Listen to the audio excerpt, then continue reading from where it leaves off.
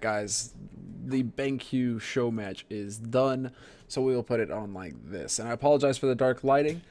The apparently the lights just went off in the office, so I can't turn them back on for some reason, so that's not happening.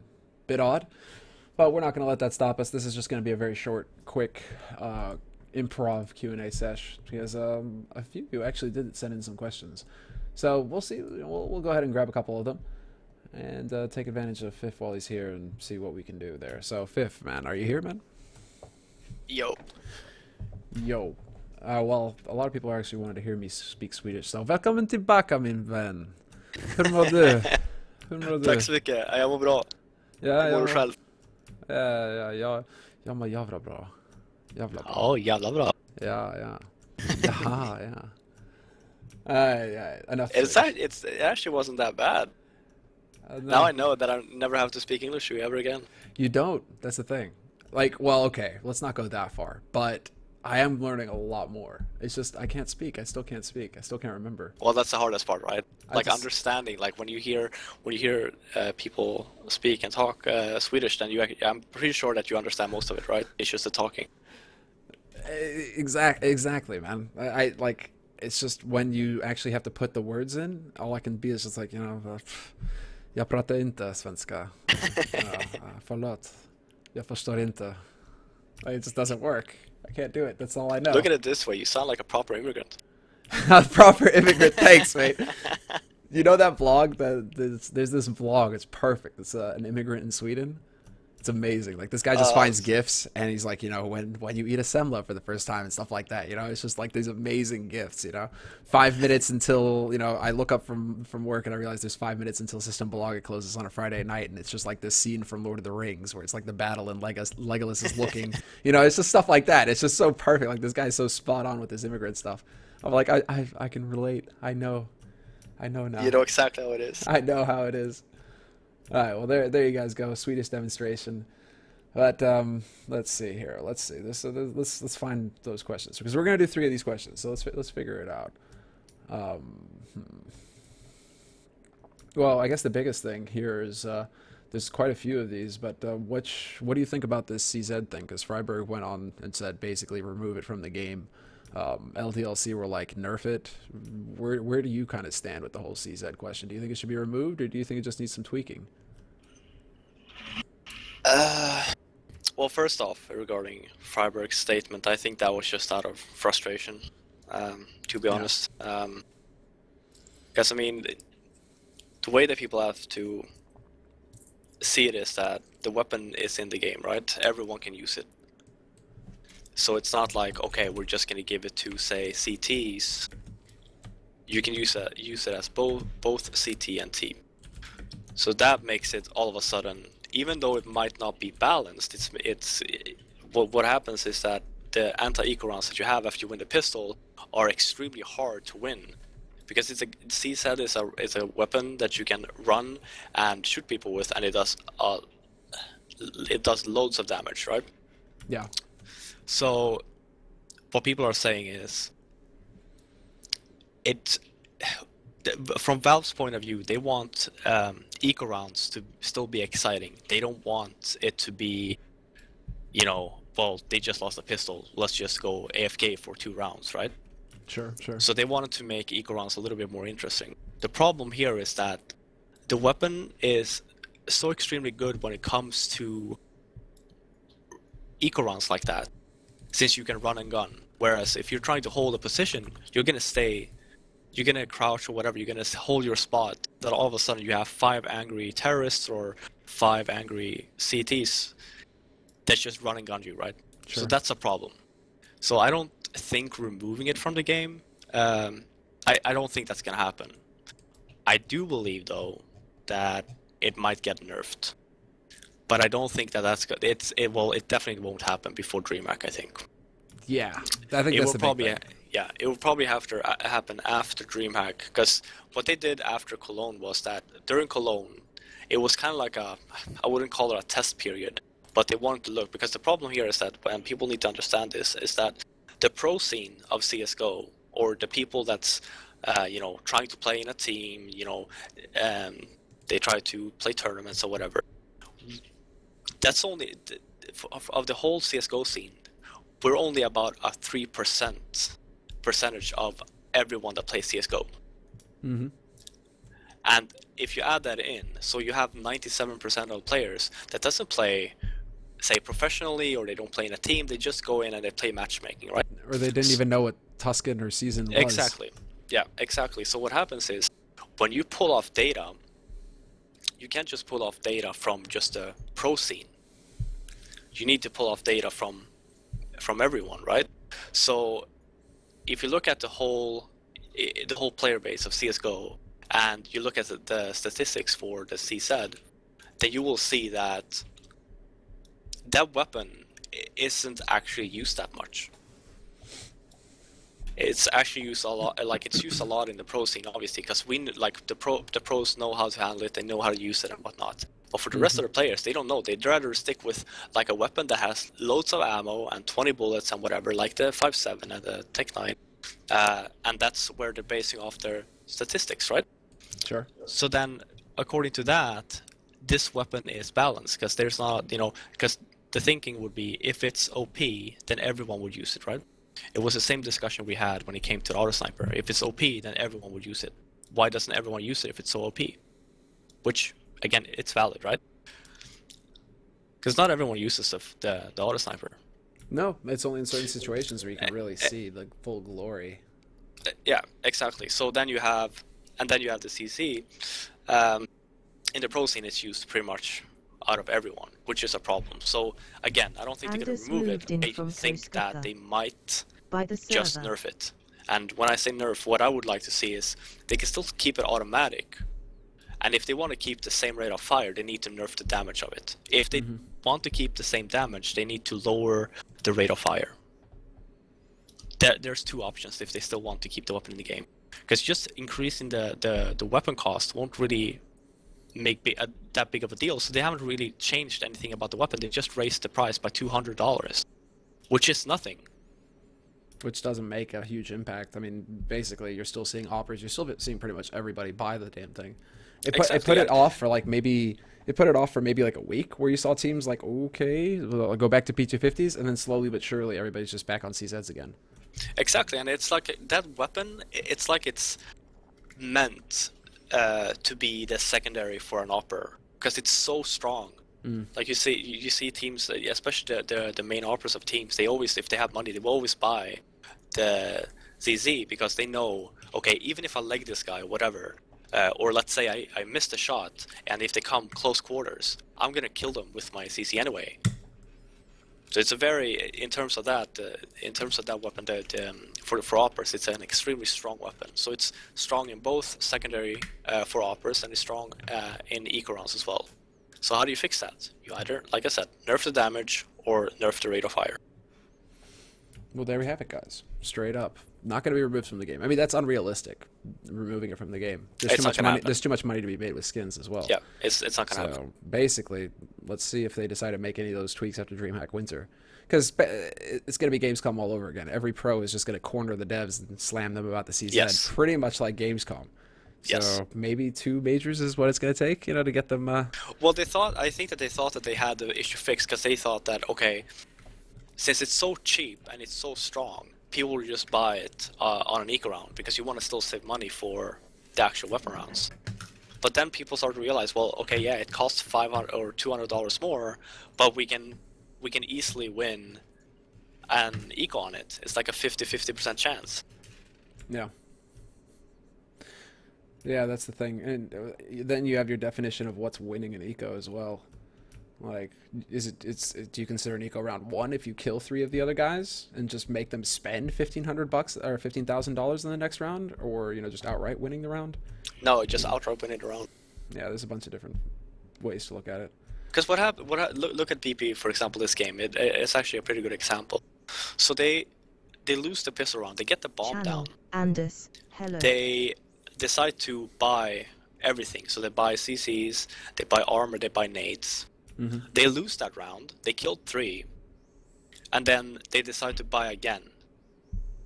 Sure, they won that round, but what could have happened was, if they had lost that round, they would still have to save twice.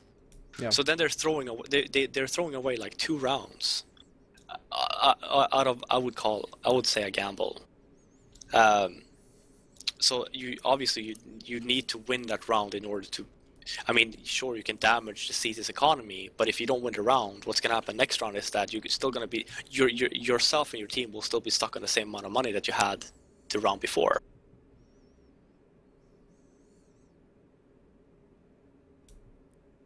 Hello, everyone. Yeah, What's up, I Anders? was giving the window there. What's up, man? How's it going? Welcome back. Thank you. You arrive in time for a very improv Q&A. So we've got 3 questions. That was one of them. But do you want to chime in real quick before we move on to the next one? No, it sounds like you guys have this covered. I'm on the same page pretty much. Yeah, it's pretty straightforward. It just needs to be tweaked. Like, it really does need to be tweaked, I think. And that's the thing as well. Like, when you say that the gun isn't really even used by the vast majority of the player base, then the tweaks that you're making aren't even really affecting the majority of the player base. They're affecting the people that the tweaks actually, basically are designed to fix, or at least to alter. What I was saying is that the CC and let's say 5.7 on the CT side, they're both used equally, like 50-50. And same goes for the T side. So, for example, when people are saying that they're for the pro scene, for example, that everyone uses it, then we're talking about how many players in the teams have actually replaced their, let's say, 5.7 with a CC, and then you will probably see over 90%. Whereas the regular scene, when they call it balanced, they mean balanced as in how many people choose this weapon over the other weapon that they can use. Mm-hmm. Yeah, for sure. And then it's 50-50.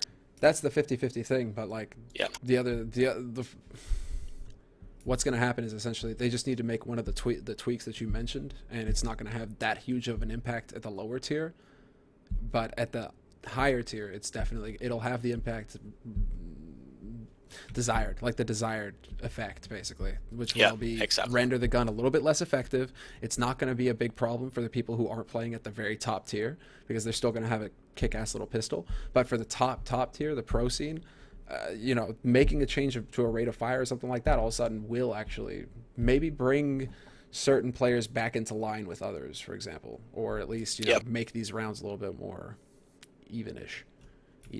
Yeah, because it's so even for, let's say, from a spectating point of view nowadays, before the weapon even got added into the game, when you won an eco round, that was hype.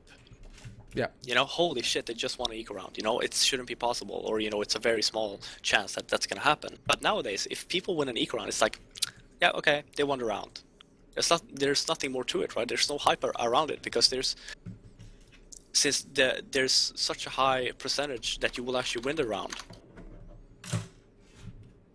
Okay, let's go ahead and start moving to another one here, and trying to go through some of these.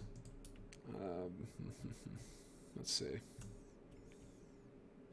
Maybe a quick one here is: do you see another dark horse team that we have to keep our eye on, apart from Hellraisers, who aren't in the top 2 of every group? Let me just check the groups again.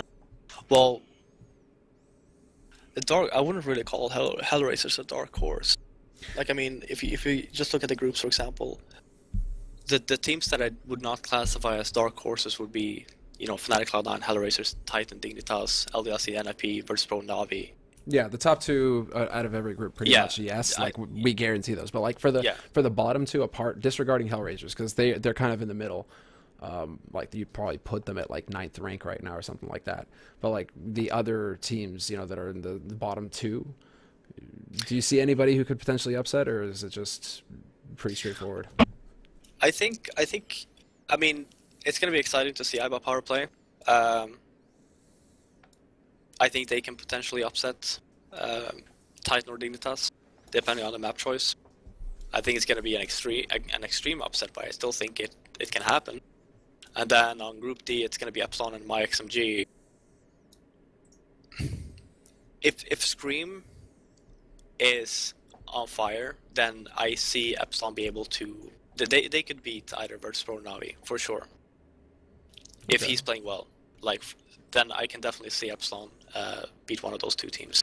MyXMG... I mean, if Virtus Pro and Navi are playing to their full potential, then I don't really see Max MG beating any one of them. They could beat Epsilon, but I don't see them winning versus the other two teams. And that's really the only, because the other than that, I feel that the groups are very straightforward. The only one that's kind of like a hard one to predict is Group A. Yeah, that's going to be the one that gets thrown up in the air essentially. That's going to be fun times. Okay. Yeah, we did talk about the DreamHack groups already for like half an hour though. But yeah. Maybe what we can do is we can like chop up basically that long pause, that half hour, 45-minute pause that we had, and like maybe just like add this on there, and then we can have like one map, like one video basically for all that impromptu podcast that we had pretty much. But let's go ahead. I suppose like the final question to end this on, man, and we'll go ahead and close it there. Is do you have any plans now moving forward? Do you have anything you can say to the public apart from like your appearance as a commentator at DreamHack Winter? Do you have anything else in the works, or are you still kind of just figuring things out? I'm trying. I'm taking the days as they come. Let's just put it like that. If events or if Room of Fire or anyone else wants me to cast, then I will try to come and cast. But other than that, I'm gonna take it out how it comes, and then we'll see. I mean, I've only officially not been playing for what is it, like 1.5 weeks? Something like that, yeah. Yeah. So it's still very early. So we'll see. But I'm sure that you guys will see me again at various places. And yeah, actually there's a cool one here from CPTV. Kind of slipped past me here, but actually, just off the top of your head, when strat calling for Nip, which opponent was the toughest to call against? Does that stand out, or did you see all teams kind of being like one team and you guys are just focusing on your game?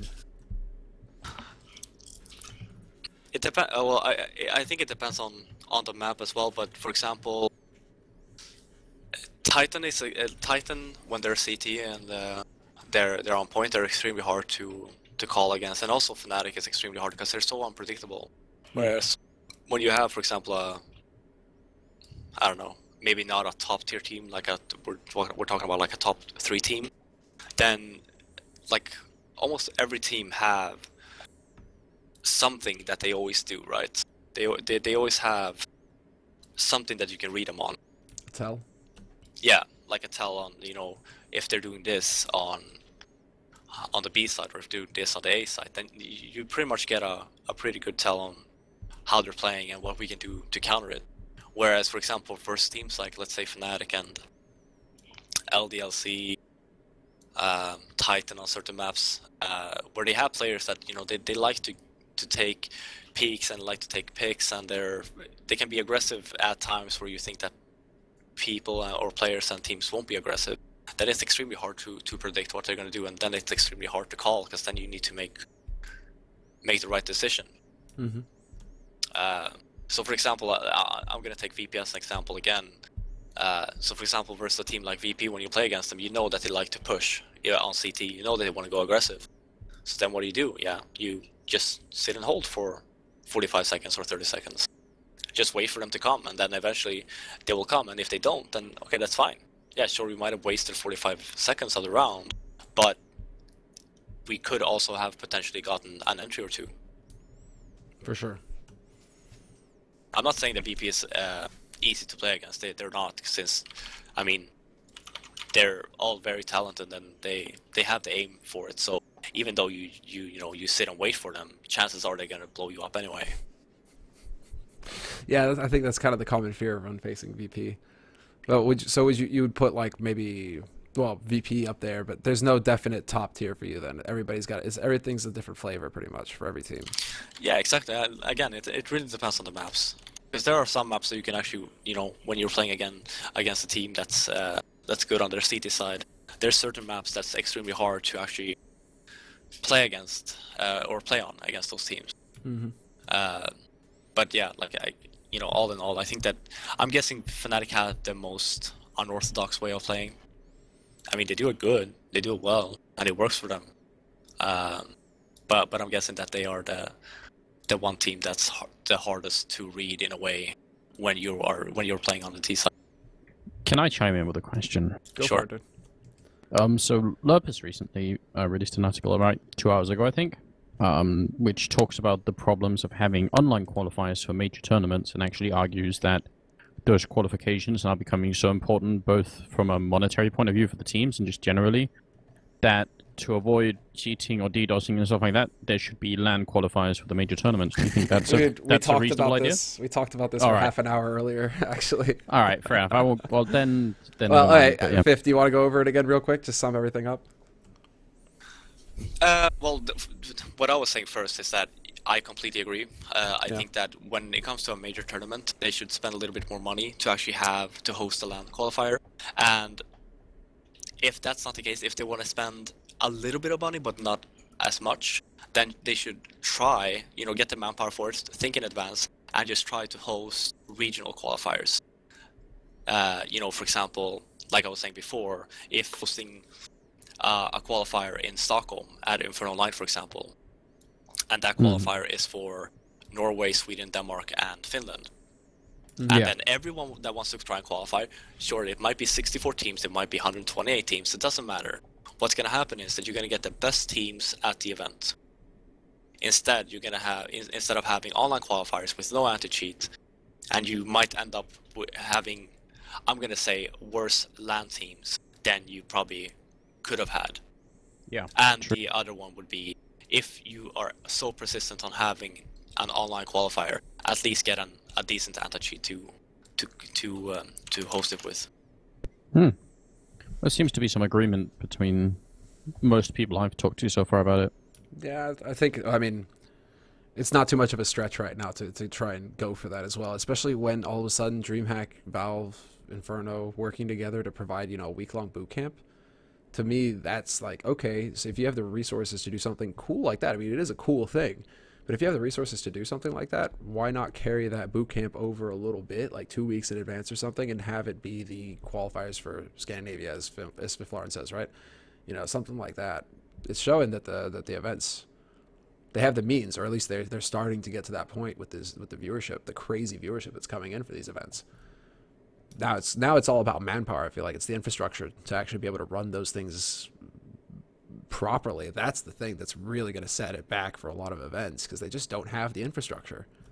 DreamHack only happens because 500 people decide to volunteer a week of their time to actually put it together, right? Yeah, and it's not like CS:GO is a small game anymore. It's a top tier game, and if you want CS:GO to continue growing, then you need to make adjustments to it. You need to be able to host qualifiers, even if it costs you a bit more money, because at the end, it's just gonna, it's gonna be a profit either way. You should hope. Yeah, that's the big thing, right? Let's see how things pan out for 2015. I think that's going to be the big next step, basically, for a lot of these tournaments, for a lot of these tournament organizers. The teams certainly, I think the top tier teams at least, are starting to get to the point where they should be able to afford sending teams out like that for the majors at least, right? When there's only 2 or 3 events a year of that stature, yeah, it should be possible. Oh yeah, I agree. There we go. That's going to be. I mean, that's the future. That's what we have to see now. We're on the cusp. But I think we're going to actually wrap up the Q&A, unless Anders, you have anything you'd like to add that we haven't covered? No, no, I don't. I just wanted to hop in and say hi, Well, hang out for a bit. always brightens my day. I'm glad. Did everything go well, then? Yes, I survived hanging out with the family, so that's generally a good sign. Yeah, you deserve a medal, man. No, Bake you some cookies. it was all right. It was all right. It's nice and relaxed and comfortable. I got to make dinner, so that makes me happy as well. It's all good. It's all good. Yeah, Scoots, that's a valuable thing. I mean, Scoots, big shout outs to Scoots, of course, for being in the chat still. Taking the time away from harvesting his 6 stacks of money, with his tractor. But that is something that could happen as well. The teams pay to send teams to the qualifiers, and then if they qualify, then the event takes over the cost of sending that team to the actual event. Some kind of cooperation between the teams and the LAN organizers is probably going to happen. I mean, it's right around the corner. Yeah, at least something, because I mean, right now it's not like, okay, excluding, let's say you have a roster change or whatever, then the top 8 teams will get an invite anyway, right? But for example, I'm gonna take LDLC as an example here, since they changed the roster and they had to qualify again, if I'm not mistaken. Sure. I'm pretty sure that the LDLC org would happily pay that team to go to qualifier for a major tournament, since they know that their chances are extremely high to qualify. Not only that, but imagine the organization that you can have around that qualifier, because then you turn the qualifier itself into an event, into a tournament, and then it's like the pre-tournament tournament. Like, you can do something like that, build a production show around just the qualifiers as well, and try and run it that way. And there's options there. There certainly are. Yeah, and you keep the hype train for the actual major going as well, Sure. even beforehand. Sure, you probably won't get as many viewers and stuff, but think about it at the same time. It's how you package it, right? I mean, if you're still, for the majors, granted, you're topping like 150,000 now just throughout the group stage. That's crazy. That's incredible. But even if you were to just do a qualifier and say stream that qualifier, and you have 60 to 70,000 people tuning in throughout that qualifier, 50 to 60,000 people, that's still, those still should be like marketable numbers to be able to do something with, right?